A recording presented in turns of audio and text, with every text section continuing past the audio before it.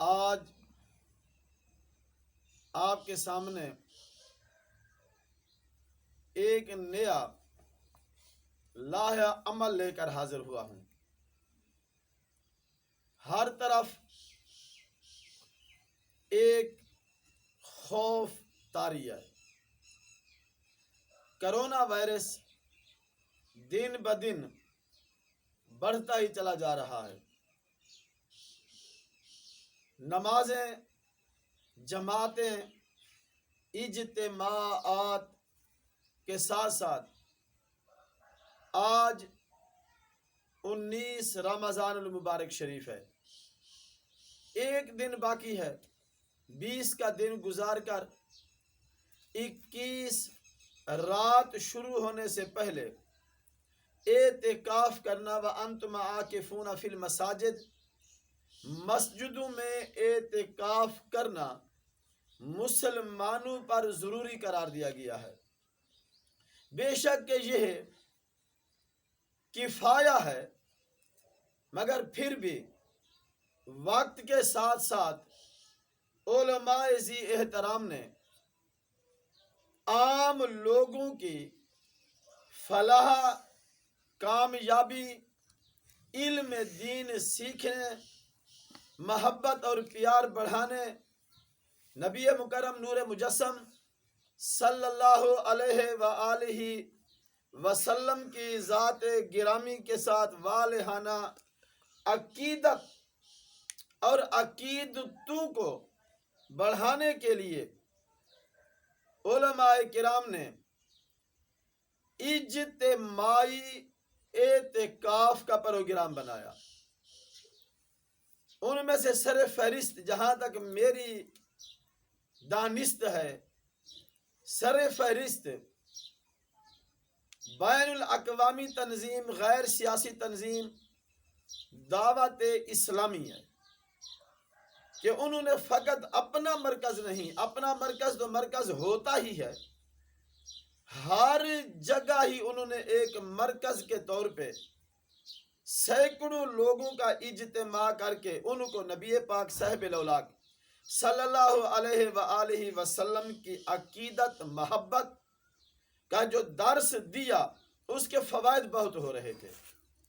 مگر ملک پاکستان کے ساتھ ساتھ دنیا بھر میں جو اجتماعات پر پابندی ہے، ہم بھی چونکہ الحمدللہ شہری ہیں، پاکستان کے قوانین، پاکستان کے وزیر اعظم کے احکامات، ان پر عمل کرنا ہم پر بھی ضروری ہے۔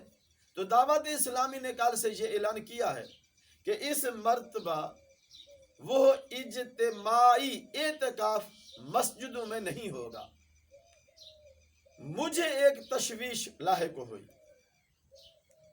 کہ جماعت کے ساتھ نماز نہ پڑھنے پر ہمیں نقصان ہوا ہے،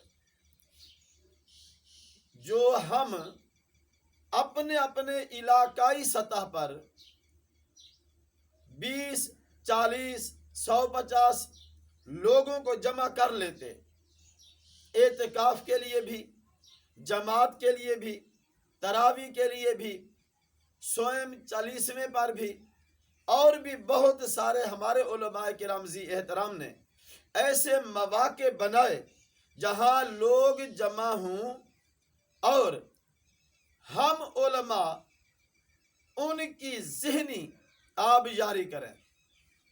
فرض واجب تو ہے ہی نہیں کہ سوم ہو، 40واں ہو، شاشماہی ہو، سالانہ ہو، بے شک یہ فرض واجب نہیں تھے، یہ ایک اجتماعی صورت بنائی گئی تھی کہ لوگ اللہ اور اللہ کے رسول صلی اللہ علیہ وآلہ وسلم کے احکامات سنیں اور عمل کرنے کی کوشش کریں، یا پھر میں یوں کہوں کہ اندر سے ایک برانگیختی پیدا ہو۔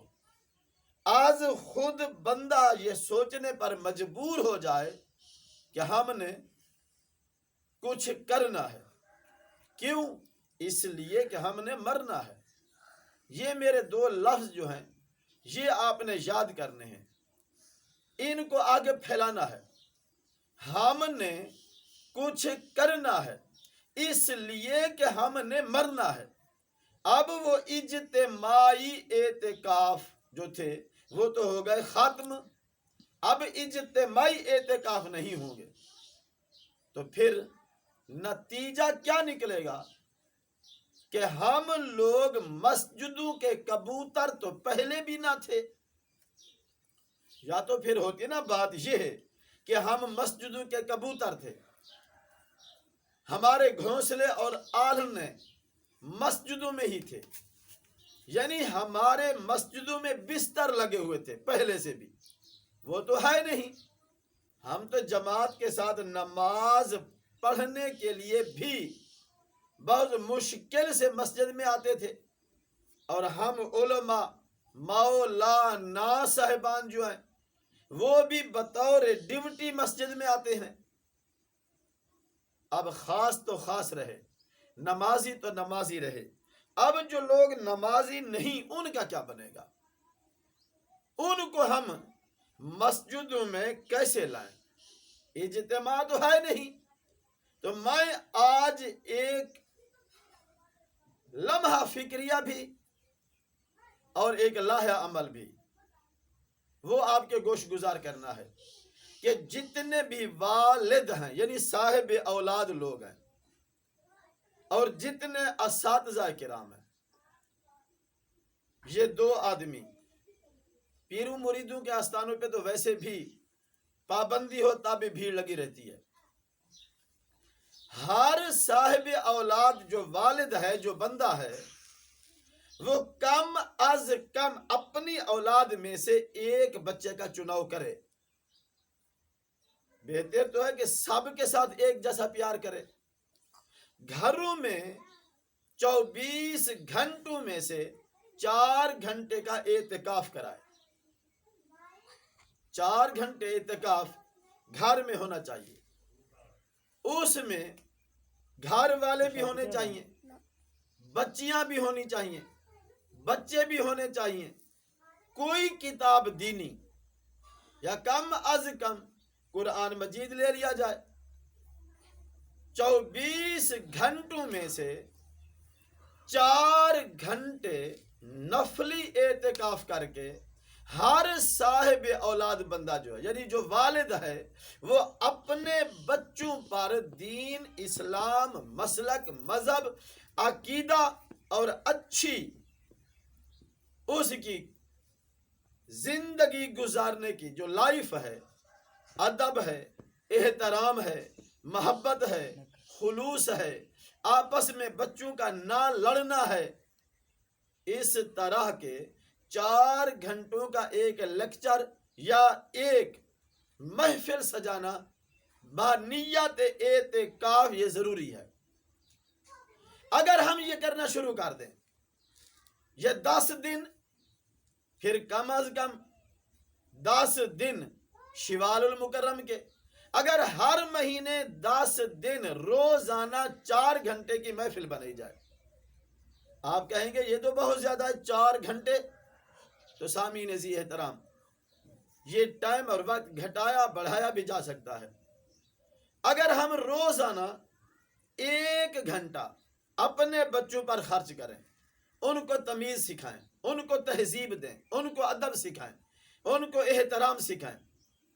میں اپنے بچوں کی بات کروں تو میرے بچے تو صبح سے شام تک لڑتے جھگڑتے، گالی گلوچ، اور میں سمجھتا ہوں کہ ایسے ہی ہوتے ہیں بچے، مگر یہ ہمیں اپنے بچوں پر یہ توجہ دینی ہوگی۔ اگر مثال کے طور پہ سکول نہیں کھلتے تو کیا یہ بچے جاہل اور ان پڑھ رہ جائیں؟ اگر مدارس نہیں کھلتے، جو چیز سوشل میڈیا کے ذرائع سے یا اخبارات یا دوسرے جو ابلاغی ذرائع ہیں، جہاں تک ہم فکر اور سوچ رکھتے ہیں، جہاں تک ہماری فہم و تفہیم کا گھوڑا دوڑ سکتا ہے، مجھے معلوم یہ ہو رہا ہے کہ کم از کم یہ 3 سال تک یہ ایسے اونچ نیچ ہوتی رہے گی۔ 4 دن شہر بازار بند تو 4 دن کھلے، 3 دن کھلے تو 4 دن بند، مہینہ سکول کھلے تو 10 دن بند، 10 دن کھلے تو مہینہ بند، کبھی امتحانات ہوں گے تو کبھی امتحانات نہیں۔ اب کی بار بھی جو نقصان ہوا، کتنا نقصان ہوا، یہ تو ایجوکیشن کے جو لوگ اس کے ساتھ متصل ہیں ان کو تو زیادہ ہی معلوم ہے، میں ایک اندازے کے طور پہ بتا رہا ہوں۔ اگر 10 لاکھ بچہ جس نے اس سال 9th کلاس کا امتحان نہیں دیا، 10 لاکھ بچہ، اب ان کا کیا بنے گا؟ پھر پڑھائی نہیں ہو رہی، ہر گھر میں تو یہ ایسے موبائل بھی نہیں، فیسلٹیز بھی نہیں کہ وہ پی ٹی وی پہ بیٹھ کر روزانہ کا لیکچر سن کر وہ سبق یاد کرے۔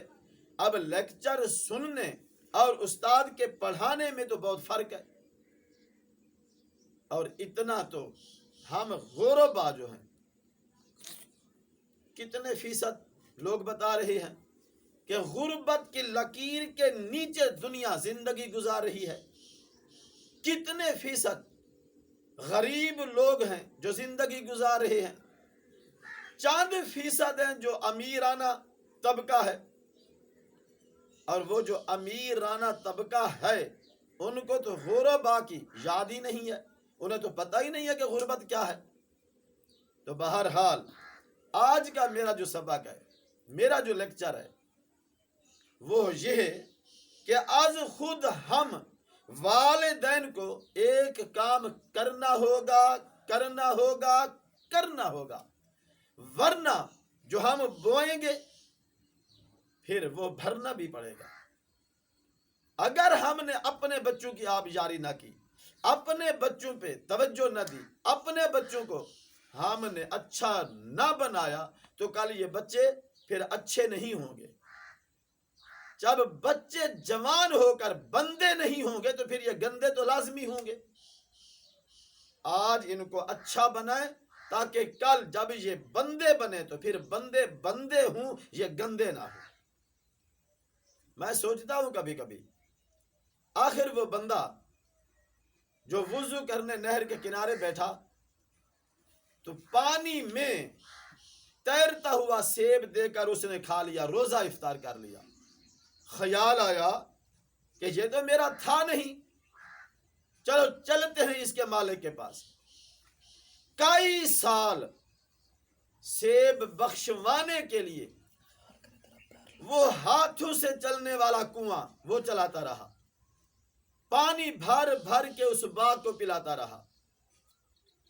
جب یہ بندہ اس بندے کی بھی تو کسی نے تو پرورش کی ہوگی، کسی نے تو اس پر نظر کرم کی ہوگی، کسی نے تو اس کو یہ تمیز تہذیب سکھائی ہوگی کہ حرام نہیں کھانا، حلال کھانا ہے۔ حالانکہ شرعاً یہ سیب اس پر حلال تھا، مگر تقویٰ یہ کہتا ہے کہ نہیں، ان سے پوچھ کر کھانا چاہیے تھا۔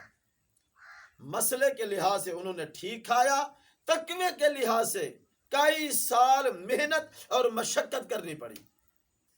جب نتیجے کا ٹائم آیا تو اس مالک نے بھی تو پھر کیا خوب جملہ کہا کہ میری بیٹی جو سار سے گنجی، آنکھوں سے اندھی، زبان سے گونگی، کانوں سے بہری، ہاتھوں سے لولی اور پاؤں سے لنگڑی ہے، اس سے تمہیں شادی کرنی پڑے گی، پھر سے بخشوں گا۔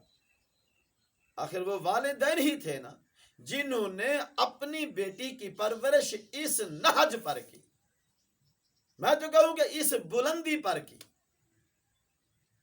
جس نے ساری زندگی اپنے سر سے دوپٹہ نہ اتارا، غیر محرم کو نہ دیکھا، غیر ضروری کلام نہ سنا، غیر محرم سے گپ شپ نہ لگائی، غیر محرم کے ہاتھ میں ہاتھ نہ دیا، اپنی چار دیواری سے باہر بغیر کسی شرعی ضرورت کے باہر نہ نکلی۔ آخر وہ والدین ہی تھے۔ اگر وہ کل کے والدین اپنی بیٹی کو اتنا خوبصورت، اتنا حسین، اتنا اچھا، اتنی رفعت اور بلندی پر اگر اس کی آبیاری، دیکھ بھال، ان کی یہ گروتھ کر سکتے ہیں تو پھر آج ہمیں بھی کچھ کرنا ہوگا۔ آخر جب وہ جو بطور تقوی سیب بخشوانے آیا، اور وہ جو اللہ پاک نے ان کے مقدر اور نصیب میں لکھا، جب یہ دونوں ملے تو پھر رب العالمین نے جو اس دو میں سے تیسری شخصیت کی تخلیق فرمائی، تو اس کو دنیا غوث الاغواس، غوث الثاقلین، کریم الطرفین، شیخ عبد القادر جیلانی کے نام سے یاد کرتی ہے رضی اللہ تعالیٰ عنہ۔ میں جو بات کر رہا ہوں وہ یہ ہے، اگر خدا نہ خواستہ یہ مدارس بند کر دیے جائیں، یہ سکولز بند کر دیے جائیں، یہ مسجدوں میں با جماعت یہ کاٹھ یہ اجتماع پہ کچھ عرصے کے لیے صحیح اگر ان پر پابندی لگ جاتی ہے، تو کیا ہمارے بچے جاہل مر جائیں، یہ بد تمیز اور بد تہذیب ہو کر زندگی گزاریں؟ کیا یہ کافر ہو کر مریں؟ یہ ذمہ داری آج ہم نے قبول کرنی ہے۔ ذمہ داریاں تو پہلے بھی ہم پر ہیں۔ جس طرح ہم ان بچوں کے لیے عید آ رہی ہے، ہم کپڑے لینے کی تگ و دو میں ہیں، جوتے خریدنے کی تگ و دو میں ہیں، کتنے ہی لوگ ہیں جو روزہ رکھ کر پھر بھی دیہاڑی پہ چلے جاتے ہیں، کام کرنے چلے جاتے ہیں۔ جب لوگ روزہ رکھ کر ان بچوں کی خاطر ایک والد صبح سے شام تک محنت کر رہا ہے، دنیا کے لیے کر رہا ہے، تو کیا دین کے لیے نہیں کرنا؟ یہ ذمہ داری اس پر نہیں ہے؟ مگر ذرا ٹھہریے، سوچ اور فکر کے بند دروازے کھولیے، ذرا دیکھیے۔ میں بحیثیت والد نماز پڑھتا ہوں، بحیثیت والد تقوی اور پرہیزگاری کی زندگی گزار رہا ہوں، بحیثیت والد میں اچھا ہوں، میں ان بچوں کے لیے ایک آئیڈیل ہوں، تاکہ یہ بچے کل کو یہ کہہ سکیں کہ ہم تو بھائی اپنے والد کے نقش قدم پہ چل کر اپنی زندگی کو گزاریں گے۔ آخر یہ کیوں؟ ہمارے بچے ہمیں آئیڈیل کیوں نہیں بناتے؟ انگریز کو سامنے کیوں رکھتے ہیں؟ کہتے ہیں پہلی درسگاہ بچوں کے لیے، پہلی درسگاہ ماں کی گود ہے۔ یہ آج کی بات نہیں، ہر عقل مند، ہر فہم و فراست رکھنے والا، ہر عقیل نے یہ بات کہی کہ بچوں کے لیے، اولاد کے لیے پہلی درسگاہ، پہلا سکول، پہلا مکتب، پہلا درس، پہلا مدرسہ، پہلی یونیورسٹی ماں کی گود ہے۔ تو پھر ہم نے آکسفورڈ یونیورسٹی کو آئیڈیل کیوں بنایا؟ اس ماں کو آئیڈیل کیوں نہیں بنایا؟ اس باپ کو آئیڈیل کیوں نہیں بنایا؟ اپنی منزل کی ابتدا ان کے نقش قدم سے شروع کیوں نہیں کی؟ سامعین عزیز احترام، میں کوئی فلاسفر تو نہیں ہوں، نہ منطق دان ہوں، نہ اتنا بڑا کوئی علامہ فہامہ ہوں، نہ ٹرینر ہوں، مگر پھر بھی ٹرینر سمجھ لیں تو ٹریننگ تو کرنی ہی ہوگی۔ اگر ایک والد اپنے بچوں پر بحیثیت ٹرینر اپنے آپ کو آئیڈیل نہیں بنا سکتا، تو یہ بچے بھی آگے چل کر یہ بھی اپنا آپ کچھ نہیں کر سکیں گے۔ میں آپ کو اس کی ایک مثال دیتا چلوں۔ میرے دادے کا جو دادا تھا، مجھے اس کا نام نہیں آتا، میرے سننے والوں کو تقریباً ہی الا ماشاء اللہ شاید کوئی بندہ ہو جس کو آتا ہو نام۔ ہمیں یہ پتہ نہیں ہم کہاں سے آئے، ہمیں یہ پتہ نہیں ہماری تاریخ کیا ہے، ہمیں یہ پتہ نہیں آخر کوئی تو ہم میں سے کوئی سکھ، کوئی ہندو، کوئی عیسائی، کوئی یہودی ہوگا، ان کو کس نے مسلمان کیا؟ ہم مسلمان کیسے ہوئے؟ ہماری نسبت کس اللہ والے کے ساتھ ہے؟ ہم نے ایک بات سوچی سمجھی ہوئی ہے، ایک بات پڑھی ہے، بس ہم سب آدم کے اولاد ہیں۔ آدم کے اولاد تو ہیں، اس میں تو شک ہی نہیں ہے، مگر پھر بھی ہمیں اپنے تئیں کچھ سمجھنا تو چاہیے تھا، ہمیں سوچنا تو چاہیے تھا، ہمیں یہ کرنا اور سوچنا، یہ لکھنا، یہ پڑھنا اور آنے والی نسلوں کے لیے کچھ کرنا، یہ ہم پر فرض ہے۔ ہم کوئی کتاب لکھ جائیں تاکہ کل کو میرا بیٹا جب جوان ہو، جب پڑھ لکھ جائے، تو کم از کم اس کو یہ پتہ تو ہو کہ میرے ابو مصنف تھے، میرے ابو استاد تھے، میرے ابو ٹرینر تھے، میرے ابو لیکچرار تھے، میرے ابو مزدور تھے، میرے ابو یہ کام کرتے تھے، انہوں نے ایک لائبریری بنائی، انہوں نے ہمارے لیے دین کا یہ کام کیا، مسلک کا یہ کام کیا، تہذیب اور مذہب کا یہ کام کیا، دین کا یہ کام کیا، ہمارے لیے ایک راہ ہموار کی، ہم نے اس راہ پہ چلتے ہوئے زندگی گزارنی ہے۔ مگر ہم ہیں صبح سے لے کر شام تک، شام سے لے کر صبح تک دنیا کے پیچھے ٹوٹ کر۔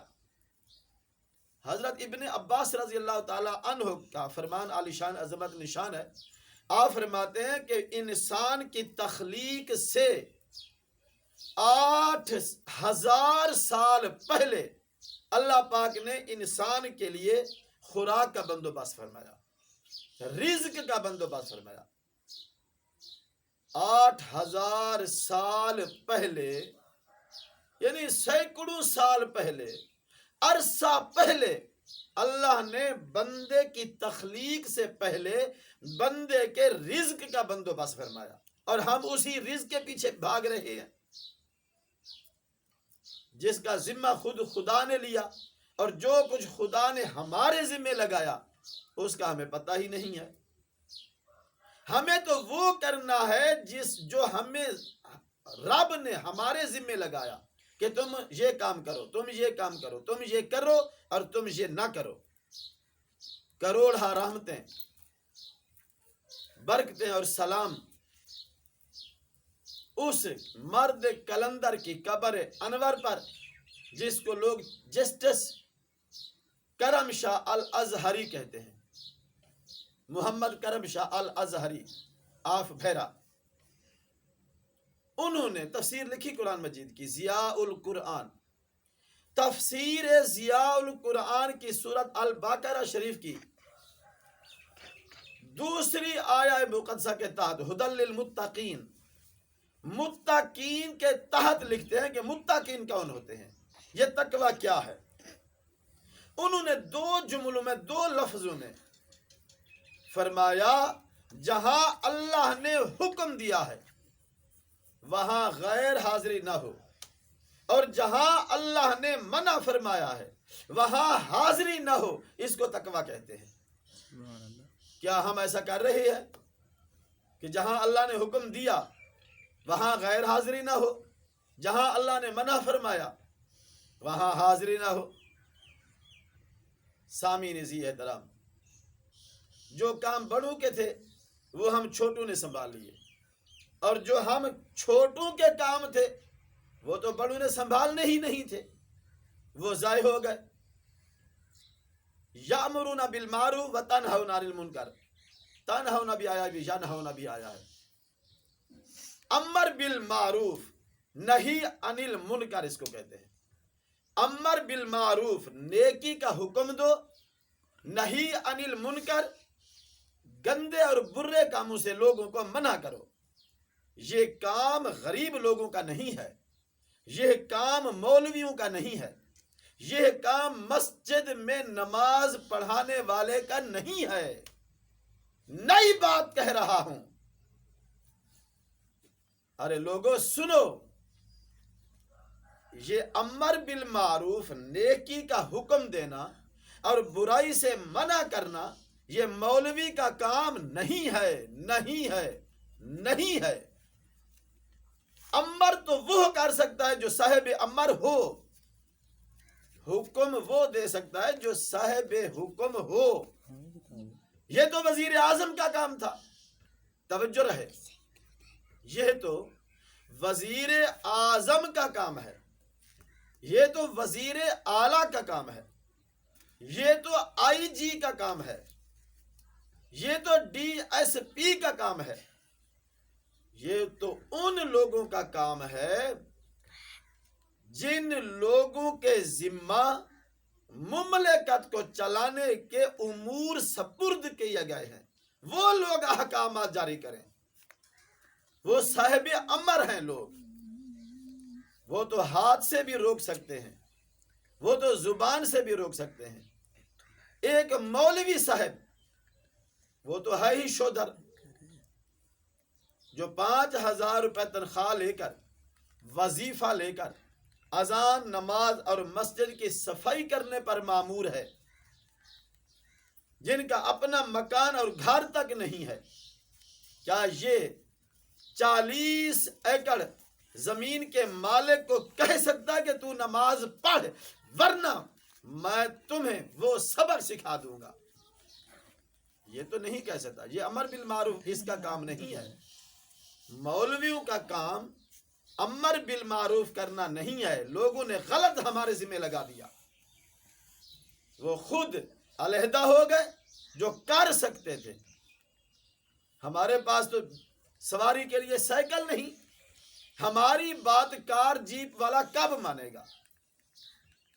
ہمارے پاس تو موٹر سائیکل نہیں، ہماری بات وہ بڑی بڑی گاڑیوں پہ سفر کرنے والے، اے سیوں پہ بیٹھنے والے، ہماری تو جھونپڑی ہی نہیں ہے، وہ اومرا طبقہ ہماری بات کب مانے گا؟ بلکہ ہم صاحب امر کیسے بن گئے؟ میں تو چندہ لے کر اپنی زندگی گزار رہا ہوں، اور جو مجھے چندہ دیتا ہے میں اسے یہ کہہ سکتا کہ میں تجھے تھپڑ ماروں گا اگر تو نے نماز نہ پڑھی؟ نہیں، ایسا ہرگز ہرگز نہیں۔ یہ امر بالمعروف نہی عن المنکر جو ہے، یہ امراء طبقے کا کام ہے، یہ صاحب قوت ان کا کام ہے، یہ ان کا کام ہے جو لوگ یہ کر سکتے ہیں کہ اوے نماز پڑھا کرو،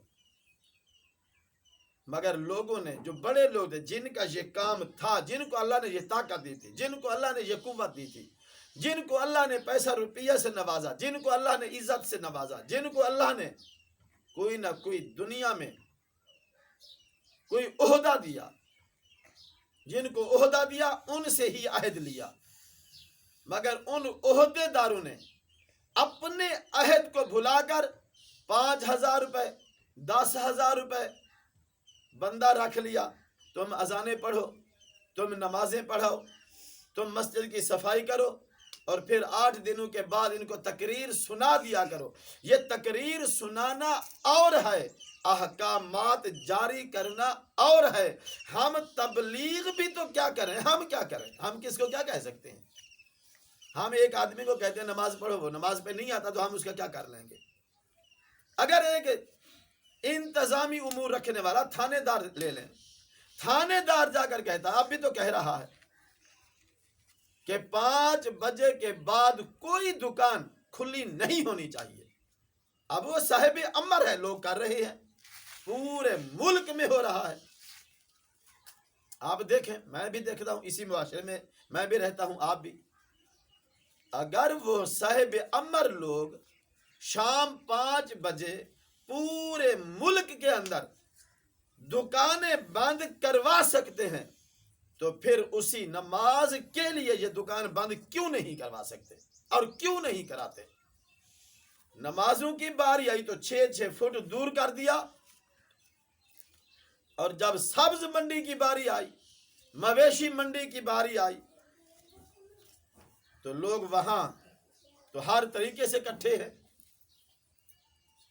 تو آئیے، آج کا میرا جو لیکچر ہے، آج کا میرا جو سبق ہے، آج کا جو میرا یہ درس ہے، وہ یہ ہے، آج خود ہم کام کریں۔ اگر جس طرح پیچھے کچھ عرصے سے ہم کر رہے ہیں، اپنے کام لوگوں کے ذمہ لگا دیے، مولوی صاحب کے ذمہ لگا دیا، میں اکثر سناتا رہتا ہوں. میں نے کہا ایک لڑکے کو بھئی تکبیر سناؤ، یعنی جماعت کے لیے تکبیر کہو، اقامت کہو. اس نے کہا جی استاد جی تکبیر تو آمدی ہے پر شرم آمدی ہے. یہ شورکوٹ علاقے کی بولی ہے، زبان ہے جھنگ کی. اذان آمدی ہے پر اذان پڑھتے ہوئے شرم آمدی ہے. یہ شرم کیوں آتی ہے؟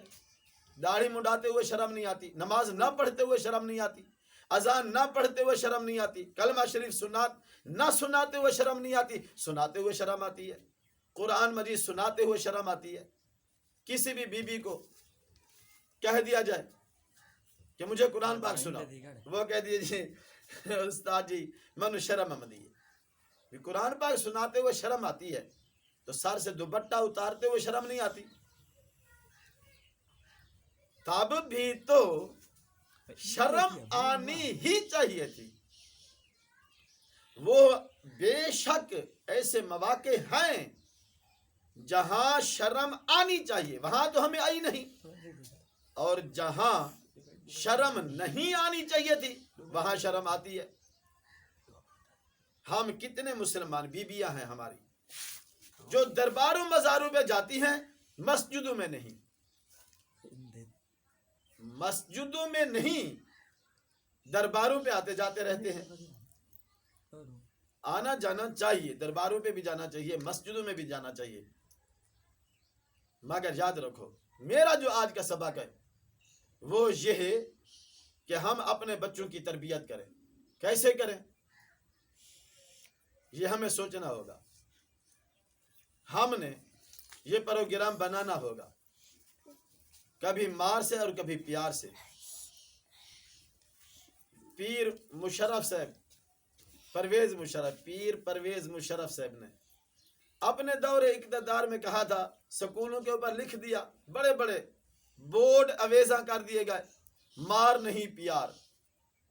اس کا نتیجہ جو ہے وہ الٹ ہو گیا. پہلے کبھی وہ مجھے یاد ہے باپ بیٹے کو مارا کرتا تھا، جب سے یہ بورڈ اویزا ہوا مار نہیں پیار، اب اولاد باپ کو مارنا شروع کر دیا، کیونکہ کام ہی الٹ ہو گیا ہے. جبکہ نبی پاک صاحب الاولاق صلی اللہ علیہ وسلم نے فرمایا بچہ 7 سال کا ہو جائے نماز نہ پڑھے تو اس کو مار کر نماز پڑھاؤ. اگر بیوی اس کا دماغ خراب ہو بھی جائے تو 5واں پارہ 3 رکوع قرآن پاک فرماتا ہے اس کو کچھ نہ کچھ تنبیہ کے طور پر کبھی نہ کبھی ضرور مارا کرو. اگر یہ تنبیہ آنا آپ نے چھوڑ دیا تو کام تو بگڑ جائے گا، الٹ ہو جائے گا. سامعین ذی احترام، آج کا میرا سبق یاد کیجئے، آج خود تیار ہو جائے، ہر والد تیار ہو جائے، ہر بھائی تیار ہو جائے، ہر ماں تیار ہو جائے. ان بچوں پر سختی کیجئے، ان کو نماز پڑھائیے، ان کو تمیز سکھائیے. یہ تمیز سیکھیں گے، اچھے بنیں گے، تب جا کر معاشرہ اچھا وجود میں آئے گا. اگر نہیں تو پھر جو کچھ ہمارے سامنے ہو رہا ہے یہ مزید بڑھے گا. اللہ پاک عمل کرنے کی توفیق سعید نصیب فرمائے.